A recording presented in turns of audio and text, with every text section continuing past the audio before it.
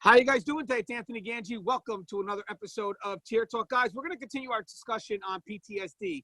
The other day we had William Young. He's the author of a book called When Home Becomes a Housing Unit, and we really touched into some really deep dialogue on PTSD. Don't forget, William went through PTSD, so he was sharing his story, and I want to go ahead and continue that discussion.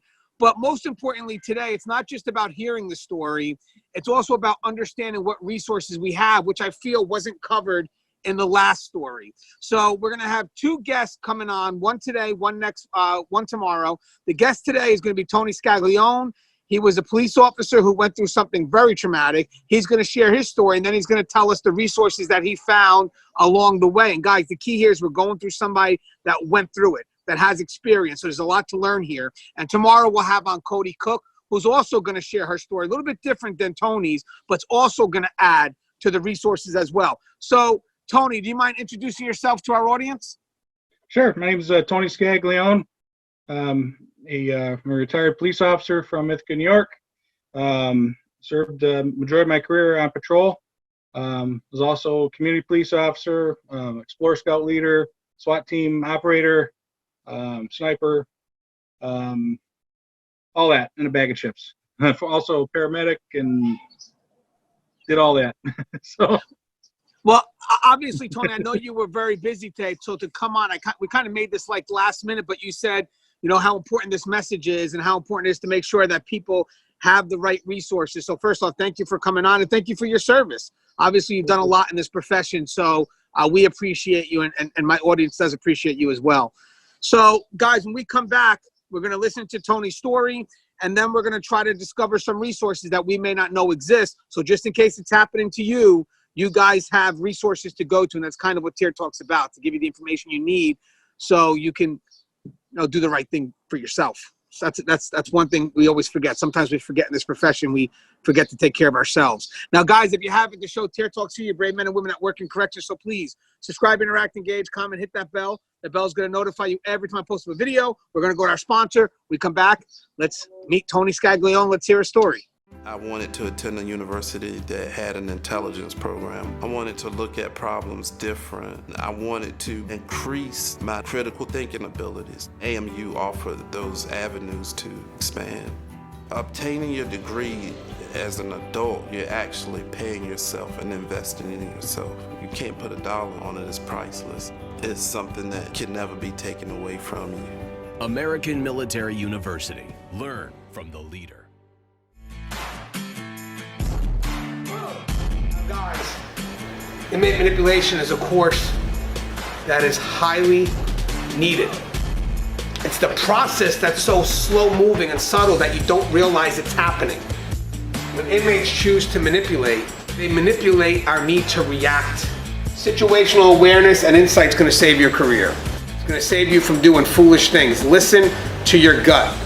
So the more insight we have, the more we can recognize what isn't so overt, and we can correct our behavior before we fall into a trap that we can't get out of. If you allow an inmate to pull you out of your prescribed role, you are opening up a door for a host of problems. Inmate manipulation, the psychology behind inmate manipulation. Available now. Link in description.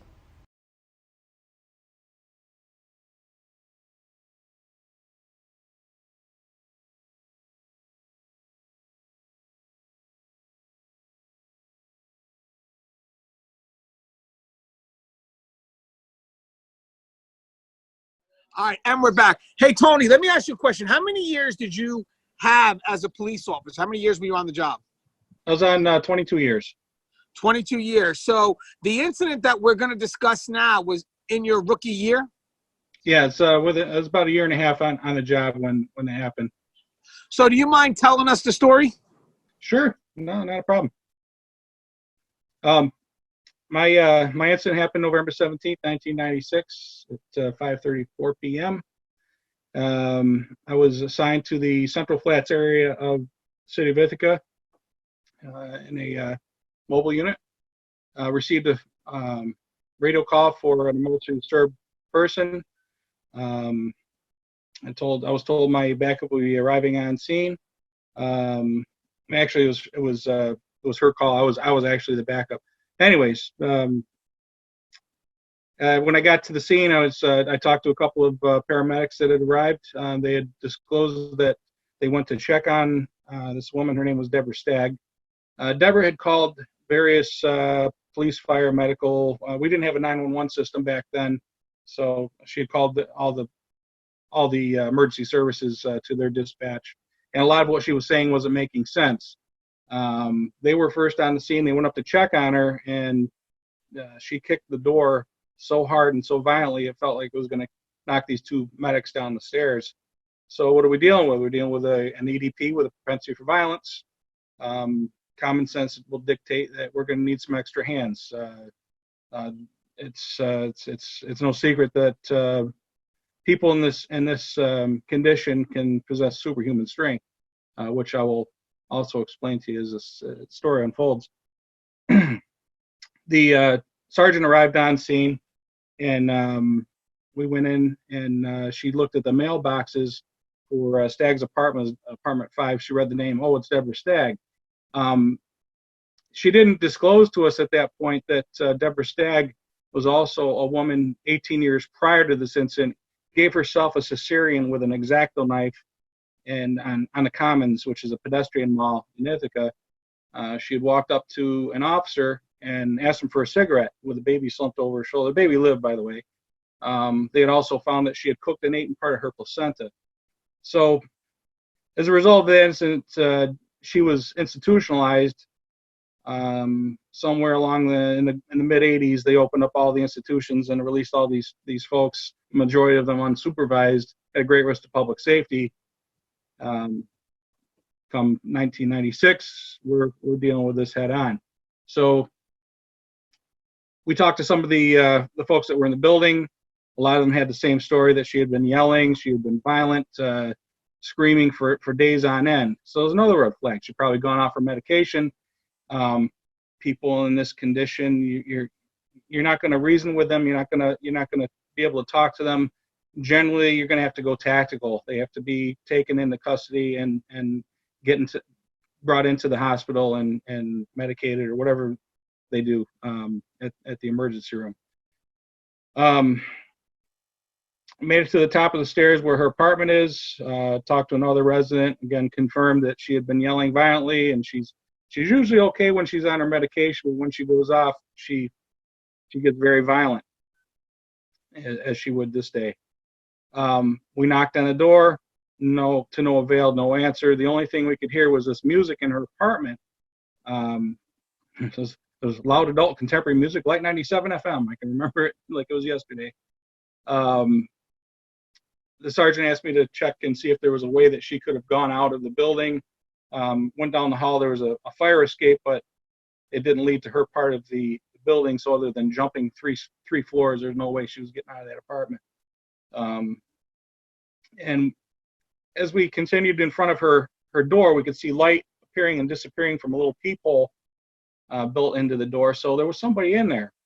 Next to that door was a small box built into the wall that resembled a Knox box. I'm not sure if anybody knows what that is. That's a Knox box is they store keys inside for emergency access for emergency services. This box was open slightly, so I opened it up and there were 2 fuses inside. So I loosened one of the fuses and the music inside her apartment had stopped. Now we get a response, and the response was, "I'm going to kill everyone in the building," in this like sinister. You could just thinking about it makes the hair stand up on my end. It's just, you could sense just determination that she was gonna kill somebody. There was no doubt in my mind that she was intent on doing that. We tried to talk with her. We tried to get a hold of mental health. Unfortunately, they didn't work weekends. So if you lost your mind in the city of Ithaca back then, you have to wait until Monday, I guess. So this problem was dumped in our lap, and our resources were very limited. We didn't have a tactical team back then. So, but we've dealt with this, several hundred times before. Why would this be any different, right? So we tried to get a hold of next of kin. There was to no avail. We tried to get a hold of the building manager, to no avail. So I suggested to the sergeant that we contact the fire department. They have the tools necessary to breach the door. We'll have some pepper spray ready in case she does attack us. We could take her with the least amount of injury, safeguarding her, safeguarding us. Seemed like a good plan. Fire department shows up. They use a rabbit tool, which is like a hydraulic spreading tool. It's like a mini Jaws of Life. And this is a big, thick steel security door. So they put this in between the door and the door frame, and continually trying to talk with her as we're doing this to get her to open the door, all continued to no avail and met with this homicidal rhetoric about killing everybody in the building. She's going to kill us. She's going to kill. And then one of the statements that I forgot to mention that we needed to have to have extrinsic circumstance to enter her apartment was, I'm going to kill this SOB in the room. So we didn't know if someone else was being held at bay or injured or otherwise. So we needed to get in there and determine that. So that was what we needed to get in as an exigent circumstance. So as these firefighters are making the door separate from the door frame, she became increasingly violent, and all of a sudden, as this gap in the door was made in this steel door, a blade of a knife starts jabbing at the hands of the firefighters. So we stopped the breach, and I pushed the firefighters back, and was able to get off a volley of pepper spray through that gap, directly hitting her in the face. And I painted her with this stuff. We carried capstun back then. I'm not sure if any of you have been exposed to pepper spray. Have you been exposed to it, Tony? So, and would I be right in the description of if you've ever been sprayed with pepper spray, that it feels like you grinded your face off with a belt sander, dipped yourself in gasoline, and set yourself on fire? Would that be an accurate description? Yeah, 100%. Most of us, when we go through the academy, we have to be sprayed, so we kind of have an understanding of what it feels, just in case we have to spray somebody else. Okay, just in case anybody in the audience doesn't know what it's like. I hope that is a good description. The sergeant also followed up with a secondary volley in hitting her in the face. This stuff was dripping off. Her face was orange. Had no effect on her. We might as well sprayed Lysol through the door. It had no effect on her whatsoever. The residual, however, had an effect on us. So now we're on the other side of the door with the 8-foot loogies hanging out of her nose, coughing, closing, her eyes closing involuntarily. Now we're, things have gone from bad to worse. Tried to get some ventilation opened, and I pushed everybody back about at least a 15 to 20 foot reactionary gap, that in case she did bust through that door, and I have my weapon out at this point because she has a knife, and she's displayed, she has the weapon, she has the intent, and if she gets through that door, she has a delivery system. So we better be doing something if we're going to survive this. So as we're pushed back and we get a little bit of ventilation, some other officers show up, and investigator Mike Padula shows up. And Mike knew Debbie. He had a rapport with her. Mike had the gift of gab. Mike was a great cop, and he knew how to talk to folks. He could sell a ketchup popsicle to a woman in white gloves. He really had a way with people. Unfortunately, this time it wasn't going to amount to anything because Debbie couldn't be talked to. She was so far gone into her psychiatric problem. And I looked at him and I said, "Hey, Mike, I noticed all he had in his hand was a PR-24." And I say, "Hey, get your scoopette, get your gun. She got a knife. She's gonna try and hurt one of us." And he, and who am I, this, year and a half rookie, to tell this 18-year veteran how to do his job? But Mike and I, I've known Mike ever since I was a little kid. Our family's friendship dates back to the Depression. So, but I still have respect for his time on the job. But he looked at me and said, "Come on, let's go." So we finished the breach on the door. Stag had retreated back into the apartment. And when we got through the door, I just felt this intense wave of heat. She had the heat cranked up in there, felt like I was walking into an oven. Combine that with the intense residual of pepper spray, very dimly lit, very eerie too. She had these candles burning on the table, and just it reminded me of a scene. I don't know if anybody's seen the movie Surviving Edge Weapons, when they walk into the EDP's house and she had the cross upside down and the candle. It was like that. It made the hair stand up on your end. Very confined. It was just a horrible atmosphere to enter, with no masks, with no protection from the pepper spray. Mike and another officer went in. They cleared the bedroom, the bath. I'm sorry, they cleared the kitchen, and I was in behind them. Cleared the living room, which is about small living room, like 5 by 9, and they went into this back bedroom, there was no light in there. The only light we had was from the kitchen and the small lamp on a table in the living room. I'm just trying to paint that picture for you. And I noticed everybody else, they came in and either they had a nightstick, a pure 24, or they didn't have anything in their hand. And for a split second, I'm thinking, am I the oddball out here? But then my training side kicked in, and thank God I took an active interest into my own survival. And I was just mentally prepared, I guess. I can only make that statement for myself. I can't tell you what anybody else in that scenario was thinking. But I positioned myself in the living room. I remember opening a window because I couldn't even breathe. It was just so intense, and just thinking about it, I started choking up here a little bit. So Mike comes out, and we didn't hear anything from Deborah. I knew she was in the apartment. We couldn't find her. And then there was another officer on the side of where the doorway from the kitchen enters the living room, and there was a door adjacent to where he was standing, and he kind of gives the silent hand signal. She's in there. So I positioned myself, and Mike was next to me, and Mike begins negotiations. And like I said, he knew Debbie. Because Debbie, it's Mike Padula from the police department. Nobody's here to hurt you. We just want to make sure you're okay. Can you come out and talk to us? And I can't remember verbatim. It was along those lines. And I remember he gestured like he was just going to move forward. All of a sudden, the door opened up. And as I'm looking at Deborah Stagg, and for life, I can't remember what her face looked like. I just remember a big woman with the biggest knife I had ever seen in my life, like that knife from Halloween, that big butcher knife. And I just trained up on that. And even before that, I was always thinking that if this happens, then I'm going to do this. So when that happened, she opened that door, and I started yelling, "Knife, knife, drop the knife, do it now, do it now." And she just kind of looked around the room, and just like she was sizing us up, and she said, "I told you to stay out of this place. I'm going to kill you. I'm going to kill all of you." And she just exploded out of that bathroom with that knife. And that was a moment my life changed forever. The first round went off, and it wasn't even a conscious decision. It was like it just happened. And everything just kind of went into slow motion.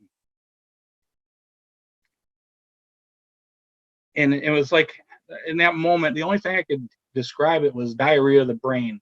Every conceivable thought that I had about firing my weapon, am I justified? What's beyond my target? All the safety stuff, even nomenclature, and thinking about it was like all this, just a billion zillion thoughts, boom, in that instant. And that quickly turned to, oh shit, she's trying to kill us. Now it's a conscious decision. I'm sidestepping, and I'm firing another round. The next thing I remember is Mike and her colliding, and him falling on the ground and grabbing the wall, trying to get away from her. And now she's coming up towards me with that knife, and like she's about to attack me. And now it's like a drill instructor in my head. One to the body, one to the head. Boom, boom, 2 more rounds of block. And in that moment, she fell. And I remember hearing somebody yell, "Ceasefire, ceasefire." And another officer came out from where Mike was, had my cover. So in that moment, I had reholstered, and she was still trying to grab the knife. The knife had fallen out of her hand after that 4th round, and her hand was right over the top of it. I reholstered. I kicked the knife away from her, got her in her arm bar, and I stunned her on the ground, and I got a cuff on her. And now she starts to fight with me like she's got the strength of 10 bodybuilders. She's throwing me around. I can't get her under control. And I'm rolling around. I can't get her under control. Finally, the officer that had responded with me earlier, she was able to lay on her legs. I was able to get her into a figure 4 and just gave it all my love, get that other handcuff, and finally got it on there. I've been in some Donnybrooks up to 4 people at a time. This is probably the worst fight I've ever been in. She had superhuman strength. Now, let me just kind of let you know where these bullets that I fired had gone. The first round that I fired went through both upper lobes of the lungs and right through her heart. The second round penetrated both lower lobes of the lung and into her diaphragm. The third round penetrated her liver and went into her stomach. The fourth round, that was supposed to be the headshot. That one just missed her transverse through the wall, across the floor on the other side of her apartment, up the ceiling, and then landed on a wall, or landed on a pillow. She had 3 fatal rounds in her and continued to fight like she had the strength of 10 bodybuilders. So be advised, folks, deadly force, people don't just obligingly lay down and die. And this was a continued lethal threat even after she was shot. Thank God I was able to get her secured with the help of the other officer. Now the hard part starts. My immediate thought after I got her secured, okay, threat's gone, what's next? And I hear Mike's voice. Oh shit, I'm hit. And I hear, Mike's been hit. And then the other officer gets on the radio and she yells, shots fired, officer down. Shots fired, officer down. So I said, this is the hard part. And I'm thinking, my God, he must have sucked up one of my rounds. I thought I shot him. And I heard people talking. I think he's been shot in the head. Get a trauma team on standby with a neurosurgeon, get the helicopter, all this. It was like organized confusion. And I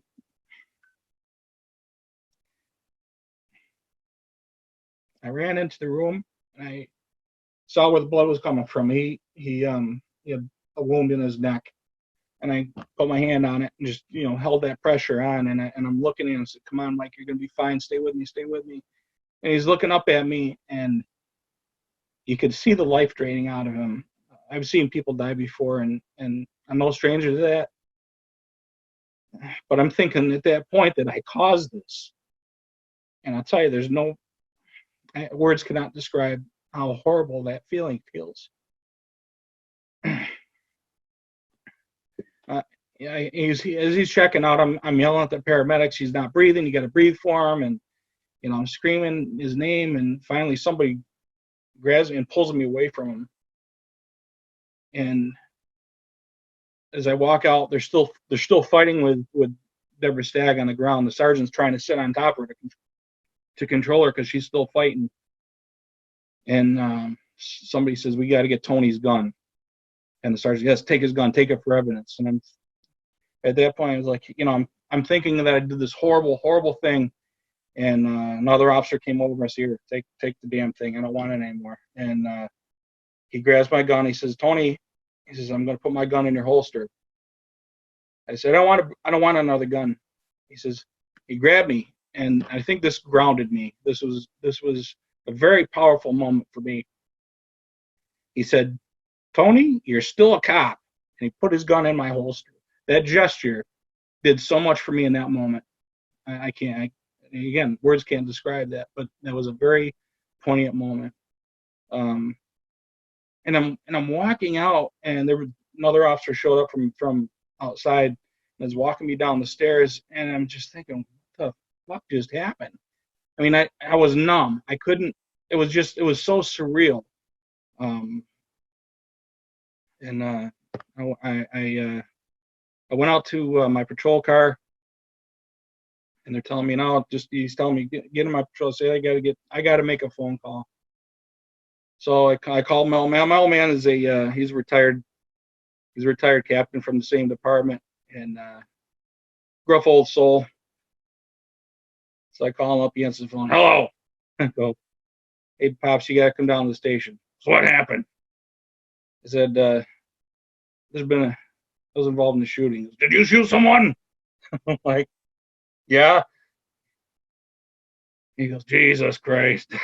So I'm like, did I make the right phone call? So they brought me into the station, and they took me to a room where we take prisoners, sat me next to the bull ring, and left me alone. And I'm asking people, what's happening, and how's Mike, how's the lady I shot, what's going on? And the answers I was getting: shut up, sit down, somebody will be with you in a few minutes. So I'm thinking I must have done this horrible thing. I'm actually looking at the bull ring. I came this close to putting my gun in the gun locker, putting the key on the sergeant's desk, and handcuffing myself to the bull ring. I was so close to doing that. It was horrible. There's no other way I can describe it. My old man shows up at the station. Come outside, I'll talk to you outside. As I'm walking out, I said, I'm going to be out front talking to my father, and somebody utters, well, don't wander far. I'm thinking, well, the Caribbean is nice this time of the year. I think I might take a cruise. But, and I try to break it down for him, but he's old school. His attitude was, somebody attacks with a knife, you're going to apply some of that academy taught self-defense, and, you're going to save the day, and it didn't happen like that. This thing was over in a blink of an eye, faster than you can ever conceive it happening. We were in deep shit. More faster you can ever conceive it. And 2 people are now down. They brought in another officer who had recently been through a tragedy. He kind of got it. He understood. He had a grasp on what I was dealing with, but not. And the incidents that he was involved in, and my incident were different, but the pain and the emotional roller coaster was the same. And he said, I've been assigned to you. He says, we don't have to talk about the incident if you don't want to, but if you need something, I'll take care of you. So that was another poignant moment. And they kind of isolated me in the traffic unit. There was a point, about 4 hours later that I just needed to step outside and get a breath of fresh air. And they'd also asked me if I needed a clergy person, and I remember this priest who had also worn a badge prior to becoming a priest, and just something said give him a call, and he showed up. And I remember it was me, my father, and the priest, and we were standing outside, and there was a sergeant who worked in the investigation unit, and I said, Sergeant, how's Mike? And he looked at me with just empty emotion. He said, Mike's dead. And up until this point in my career, I thought, if I'm ever involved in the shooting, I wouldn't want to be treated any different. I just want to, get right back out there and do the job, and, this wouldn't affect me. What a bunch of bullshit. My whole house of cards came tumbling in, especially when it's not only another coworker, but someone that you grew up knowing, someone that was, that you would consider family. Mike wasn't just another cop on the job that I worked with. He was close. This guy taught me how to cross country ski when I was 2 years old, and I'm thinking, my God, I just ended his life. And 4 hours later, it took him 4 hours to finally come in and tell me. And I'm thinking at this point where they're bringing in, the head of investigations and the acting chief and all the who's he what's it's that run things. I'm thinking this is where they're gonna read me my rights.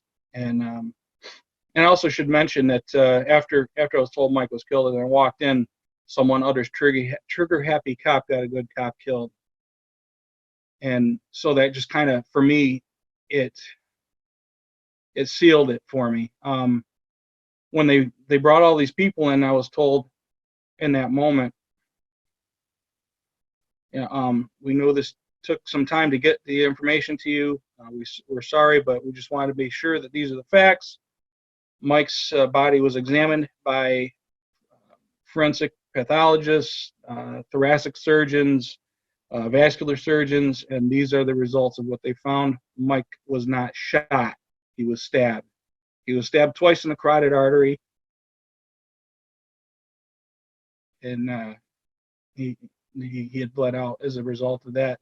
If this injury had happened in the operating room with every possible conceivable rescue effort available, he still would have died because the injury was so severe. His artery, say if my finger was the artery, wasn't cut like this, it was cut twice down the center of the artery. How did you feel once they told you that you weren't directly responsible for the cause of his death? I felt like the biggest rock had been lifted off of my chest. I mean, I was still, don't get me wrong, I was still sad and distraught that my friend is dead. But it wasn't by my hands. Do I know what it feels like to be in a friendly fire incident? Yeah, I do. Does it happen? Yes, it does. But my heart goes out to people who have ever been put in that position. But I'll tell you, there's no feeling like it, and I hope I never have a trip like that through hell ever again. The rest of the night, I wasn't afforded my rights under Garrity. I was told I needed to give a statement to the State Police Major Crimes Unit, and for me, I mean, it's like, whatever I got to do. I want to be. I don't want to seem like I was trying to hide anything. But I think if I had some time to gather my thoughts and at least debrief it a little bit with someone not even connected, I would have been able to recall more details, because they were asking me questions about distance and how many times I fired. I couldn't accurately tell. I thought I emptied my magazine, and it turns out I only fired 4 rounds. How far was it from you to Deborah Stagg? In my mind, it was a football field away. In reality, it was about as close as I am to my computer screen. How I got 4 rounds off, I'll never know. Well, we always tell people that once you go through something critical, you really do need that time to clear your emotions, gather your thoughts, and then, if need be, to write your reports. It's really not it's not really a good idea to go ahead and just jump on that individual the moment the incident is done. But this happened in 1996, so this is 24 years ago, and it's like you're still living it as if it was moments ago. What is it with the intensity of that emotion? Why is it still connected to you in such a vivid manner? It's part of who I am. It's it's part of being a survivor. I don't suppress the emotion. In fact, I cling to it like I would my life, because it's part of who I am. It doesn't define my total personality or doesn't define Tony Scaglione as a whole, but it's a big part of why I'm still here. And the tears are still going to come. I had mentioned to someone online the other day that grief has no time frame, has no time limit, none whatsoever. The same could be said about love.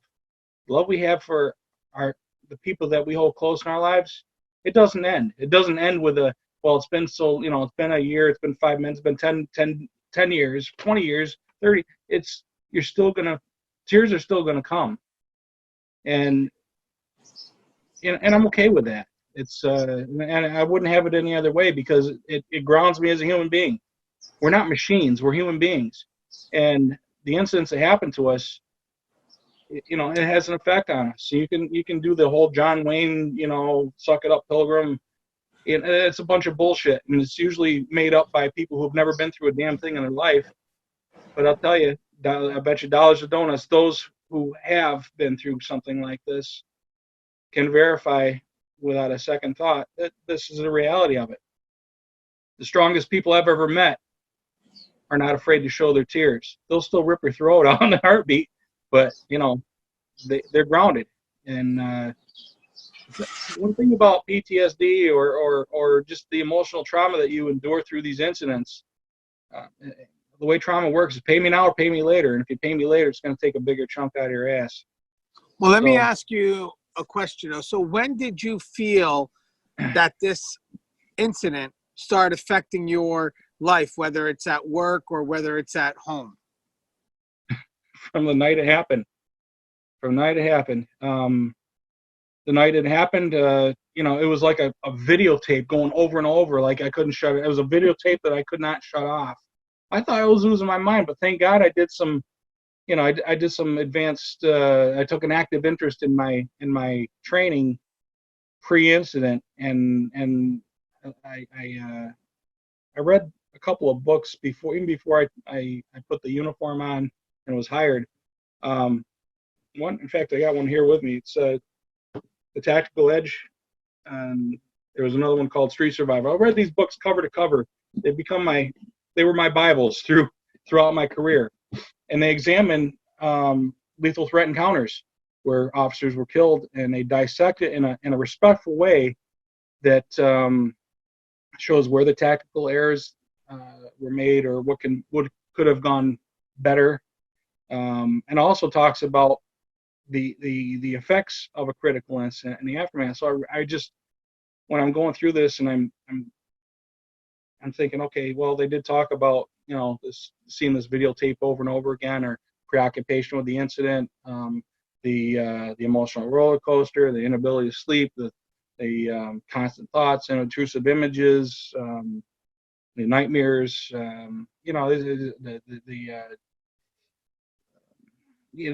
a whole, too many to name off. It's normal reactions to abnormal events. So, well, the moments that replay in your head, are they more intense? Do they grow in its intensity, or are you helpless in these moments that replay in your head, or are they specific to what happened at that day? No, it's there was up to about 5 years into this, into the aftermath. I was wrecked, because the only thing I had was maybe a debriefing, but that wasn't enough. And I also had to endure the treatment from coworkers and some supervisors that, I actually had a supervisor that was ridiculing me and thinking, telling me that I was crazy, or telling other people that I was crazy, and you don't want anything that he's got, because I was talking about the incident because I needed to talk about it.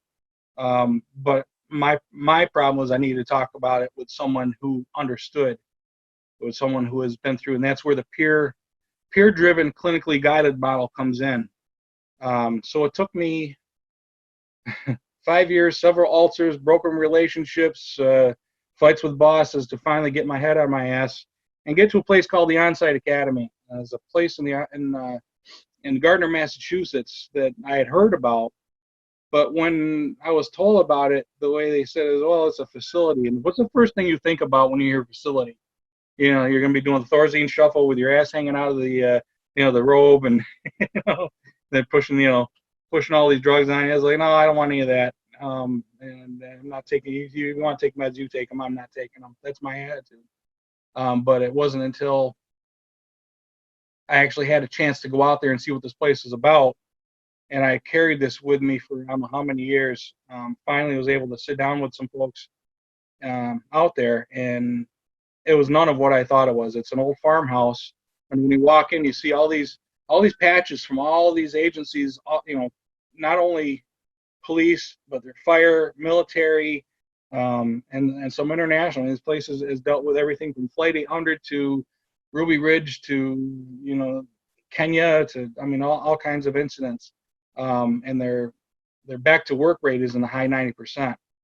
And how they do it is peer driven, clinically guided. They don't issue drugs out there. They don't diagnose you with anything. It's basically a respite care facility.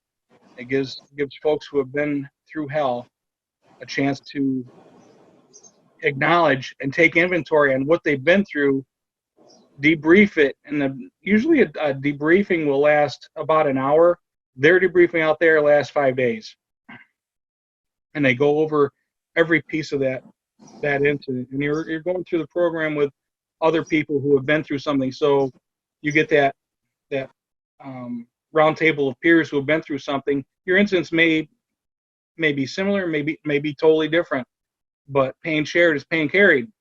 And the place is run by people who know what a good day on the job is. And by that, I mean, you get to go home, somebody else doesn't. Hey, Tony, when did you realize that this was a problem that was outside of your ability to handle on your own? Well, that night, I knew that I'm going to need help. So I didn't stonewall. I welcomed everything that was offered to me, with the exception of dealing with anybody from Tompkins County Mental Health, because they were responsible for what happened with Deborah Stagg. I don't trust anybody that's, they left her out to dry. Why would I trust anybody that, first of all, doesn't wear a uniform and has no idea what it's like to A, pull the trigger, and B, come back to the house with your buddy's blood all over your uniform.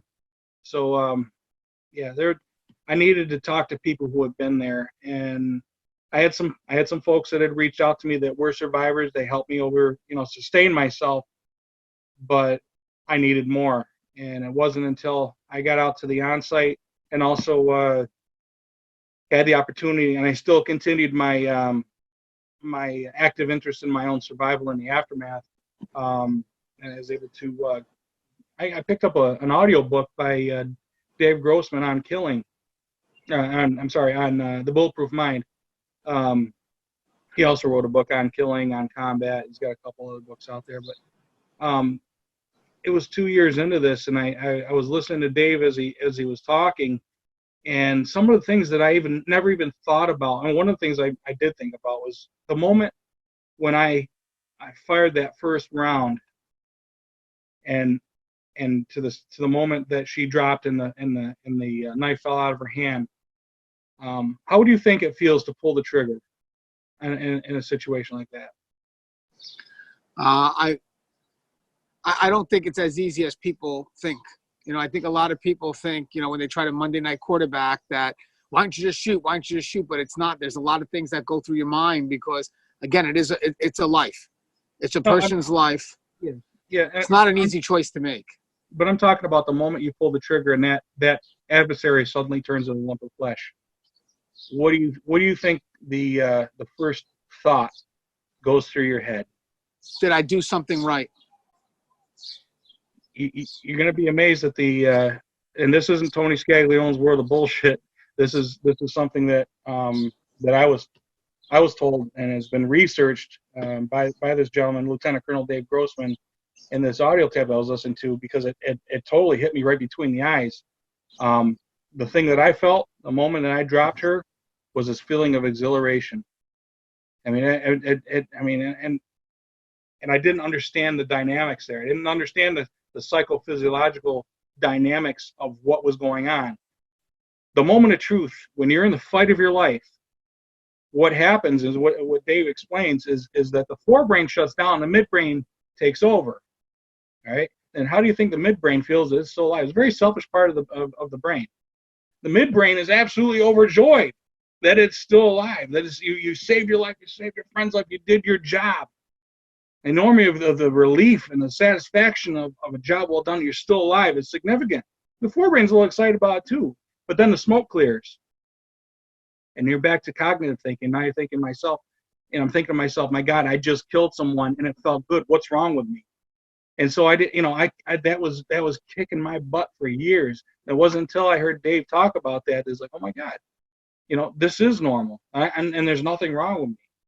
And then the other part of it is, what do you think the first thought coming through your mind when you see your buddy cut down right in front of you, a guy that you've known all your life, all of a sudden is laying there dying? What do you think the first thought's coming through? Well, I guess the context of the situation was I was thinking in your mind, you thought that you were responsible for that. So I don't know if that's the original thought, or maybe there could be a selfish thought, hoping that thinking it wasn't you. No, midbrain, totally focused on your survival. First thought, thank God it wasn't me. That's right, yeah. Then the smoke clears, and now you start thinking calmly, no, I want to be. I wish it was me. I would have happily died for this person. And then you come home. And what's coming out of the people's mouths that care about you more than anything in this world? Thank God it wasn't you. And now you're right there, boom, from the very start, you're ate up with that survivor guilt. But nobody warned you at the academy that this is something that's going to happen. Nobody warned you what it feels like to pull the trigger. And that's what I was dealing with, and I dealt with that. I carried that for a couple of years until I heard somebody say different, and that somebody that it wasn't just somebody feeding me a line. This was somebody that his life's work is on combat. So he's came out with another book on combat by Lieutenant Colonel Dave Grossman. He's also got a couple others that are doing pretty well. Talks about relationships and the bulletproof marriage and spiritual aftermath of critical incidents. Great resource, great guy. He's a great friend to military and law enforcement. He has nothing but love for our folks. Hey, you know, So- Tone, you know what's funny, that when you mentioned that, I kind of figured that once I kind of understood which way you were going, I knew the second thought would be something that's very hard to admit. It's a selfish thought. And you know what's funny? When my dad was dying in 2016, I've never shared this story, but since we're personal right now, I had a feeling that was happening to me that I didn't quite understand, and I wasn't sharing it with anybody. So it was a selfish thought that I thought I had that I was unable to share with people until I saw this movie called When a Monster Calls, and it happens to be some kids film. You would never think you're gonna learn anything from this. I'm taking my kids to it, and as I'm watching it, it's about a boy who's watching his mother die. And I didn't know about that before I went to see the film. I just said, hey, you know, kids movie, let me go, you know, check out this film. There was a message there where the boy is trying to alleviate his guilt. And one of the things was because his mother's been dying for so long, he just wants it to be over. Like it's like, regardless of the fact that she has to go, he wants it to be over. And to me, that hit home with me, because when my dad was dying, there was a part of myself that wished, just be done with it. You know, don't carry it, just be done, let him go, you know, and it felt so weird to have that. I felt so selfish to have that, because that concern was really more about me than it was about what he was going through. But once I watched that movie and I realized, wow, I'm not the only person to have that type of thought, I started thinking, you know what? Some of these thoughts that we have that we figure are so strange, or in some cases selfish, are actually human thoughts that we should be more willing to share, because there'll be more people that are going to relate to that and say, hey, I thought of that. Thank you for bringing that up, because I've never brought it up before like that. So you hit home with me on that. But I want to ask you, the resources that you found, were you guided to them, or is that your own insight into what was going on with you, where you knew exactly what you needed to read or exactly what you needed to go to? Well, a lot of with the on-site, they don't advertise because they wouldn't be able to keep up with the demand. So it's usually word of mouth, or you know, some they have a couple of contracts with other departments. They have grown since when I went through. I'm actually part of their staff. I like the program so much they weren't able to get rid of me. So, but that was word of mouth. Another thing that I forgot to mention was the concerns of police survivors. People in our world think that cops, they call it cops, concerns of police survivors, is only about the family members, and it's not. It's about surviving coworkers as well. They have a couple of retreats, and it's not just limited to police. It's also open to our family in the corrections, our family in the dispatch communications, who suffer, I think, a hell of a lot more, because their suffering is vicarious. I can't tell you what, I couldn't imagine. My partner was working the radio that night. He was working dispatch, and I was covering his beat. And I've been in situations during incidents where an officer's being attacked, and what's going through your head. We as human beings tend to imagine the worst. Even it could be even worse than what really happened. So that vicarious traumatization is what dispatch deals with. But we tend to forget about those folks. So cops opens up their doors when they say coworkers. It's coworkers. It's everybody. And I've seen members of the civilian staff attending their seminars they have in Washington every year, or some of the coworkers retreats that they have. So that's another great resource, and that's actually where I got my foundation started for building a support network. So I have other survivors that have been through something. Because in my department, there was nobody. I had a couple of vets that had gone through Vietnam that have reached out to me. They're great help. They still are great help. But having someone closer to my age, or someone that had been through something almost the same, where you're dealing with not just a lethal force, but the line of duty death as well. I was able to find through the cops organization, because it's such a big organization, and I was able to network other resources, and that's how I heard about the On-Site Academy. And there's several other organizations, but again, places like the On-Site Academy, they wouldn't be able to advertise because they wouldn't be able to keep up with the demand. But it is a great place. Let me ask you a question, Tone. First off, can you spell the On-Site Academy? On-Site is ONSITE Academy, and their website is onsiteacademy.org, ACADEMY. Just want to make sure we get that information out there. Let me ask you a question. I know there's some people that may choose to hide that they have a concern. They figure, in this profession, you can't be vulnerable. So therefore, I'm not going to admit I have any vulnerability, because one thing is they may not trust administration. And one thing is they may fear that they'll be judged by their peers.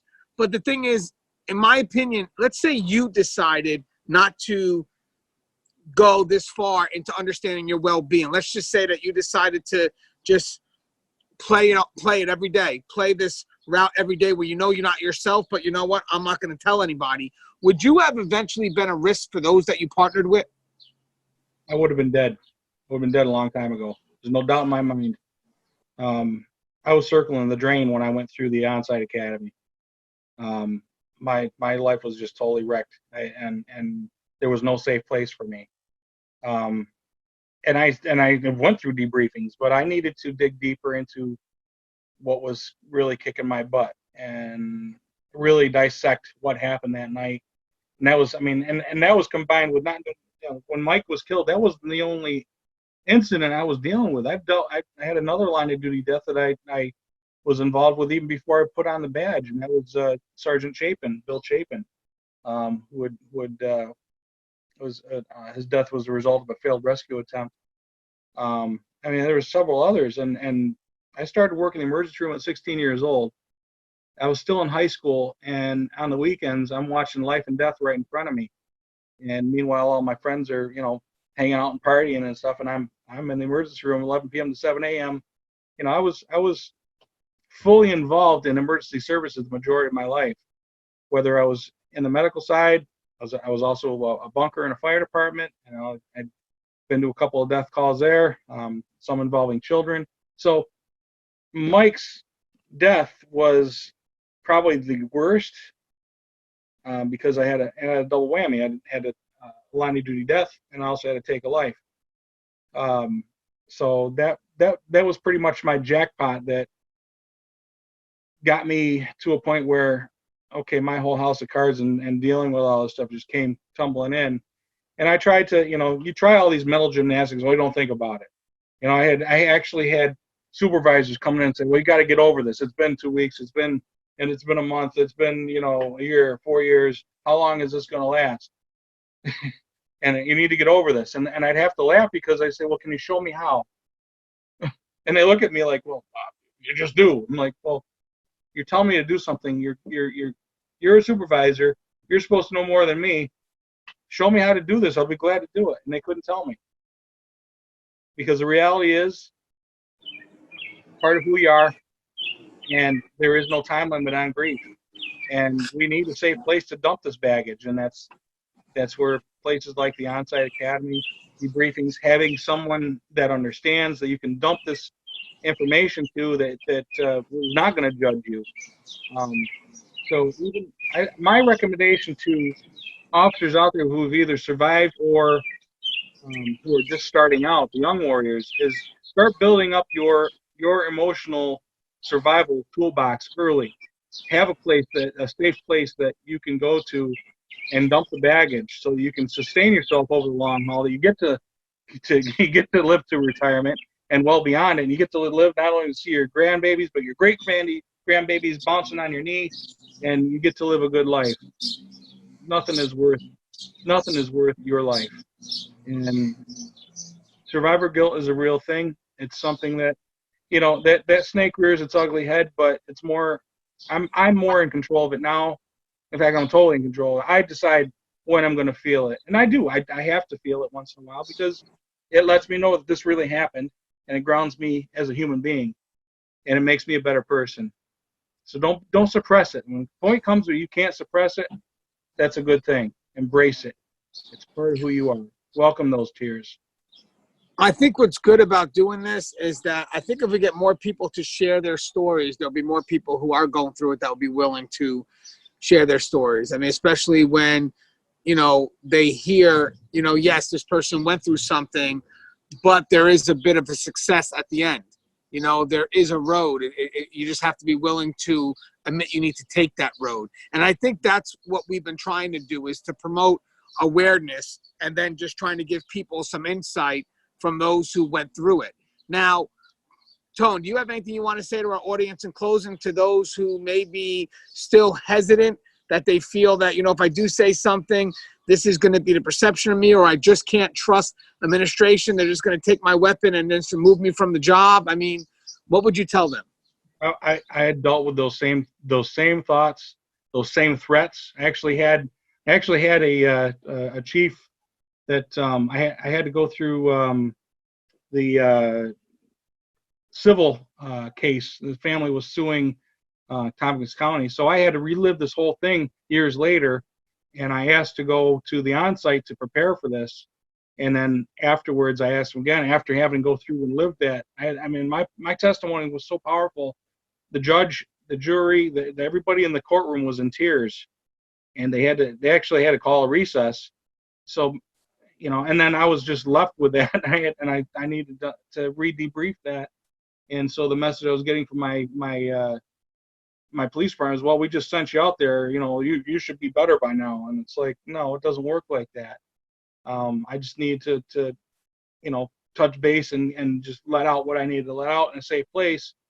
And so that I can be, I mean, you have to, if I'm your partner, okay, and you've got something kicking your butt, and it's clouding your brain so much that you're going to miss that lethal threat, you're going to miss that knife, that shank, that gun, that lethal threat, you need to go talk to somebody. And it's no different. And if you have a broken leg, you go to the doctor, they set the bone, they put the cast on, they take care of you, they stop the bleed, whatever it is. And then, you get to heal from that. The same thing with a broken heart. It needs to heal, and you got to approach it the right way. The guy that runs the place at the on-site, he's a forensic psychologist. He also wears a uniform, and what he tells me, he says, Tony, when I first started out, I was doing my clinical. They put me in the emergency room, and this guy came in with a motorcycle injury, had some road rash. The nurse tells me clean up his wound. So he's lightly trying to scrub it out, as gingerly as possible, not to cause this guy any pain. And the nurse saw what he was doing. She came in, she pushed him back. She says, "What the hell are you doing?" She grabbed a hold of that betadine scrub and just went to town. And this motorcyclist jumps off, the big burly motorcycle guy jumps off the stretcher about 6 feet in the air, screaming in pain. Well, afterwards, she comes up to Hayden. She says, "Hey," she goes, "What'd you think of what I did?" He goes, "You understand why I did what I did with that fella?" He was thinking, "Yeah, because you're a sadistic bitch." She says, "No." She says, "How would you like it if that person came back 2 weeks later with gangrene because we didn't do a good enough job cleaning that wound out?" See the correlation here? We're going to scrub out that wound when we debrief it. It's going to hurt. You might see some tears come to your eyes, but you're going to be a lot better afterwards. You're only as sick as your secrets. It's half the battle. You got to feel before you can heal. The words of a friend of mine that recently passed, Dr. Bobby Smith, retired trooper, been through several instances. I don't know if you heard about him or not, but that's my parting messages. You got to feel before you can heal. You're only as sick as your secrets. How's it working your way? That's the other question I got to ask you. If it ain't working for you, there's a better way. Well, I'll tell you something, Tony. It was really a pleasure having on. I mean, to share a story like that, especially with your level of vulnerability, if anything, people can take from that, because it does take someone to step up, and then when someone does step up, others are surely to follow. But again, it starts with someone having to admit something painful, and then just being able to have the courage to, move forward and then let others, find their path. But that's the key here. That's what we're doing right now for this Week in Tear Talk. We're just reminding people that you're not alone. that, you know, if you have a story, we're willing to share it, you know, because we can learn from it, but also to tell people that there's resources, there's people that you can go to, and most importantly, people that you can trust, like the On-Site Academy. So I want to thank you for coming on again, and hopefully we'll have you on again. We'll have Cody on tomorrow. But as always, guys, the show is Tier Talk. If you haven't, please subscribe, interact, engage, comment, hit that bell. The bell's going to notify you every time I post up a video. Guys, stay safe.